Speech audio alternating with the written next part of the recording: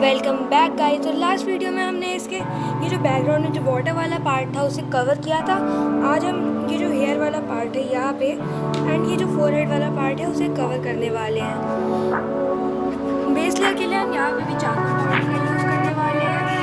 तो आप अपने चारकोल को साइड में रख के अपने चारकोल पाउडर का यूज़ कर लेना है।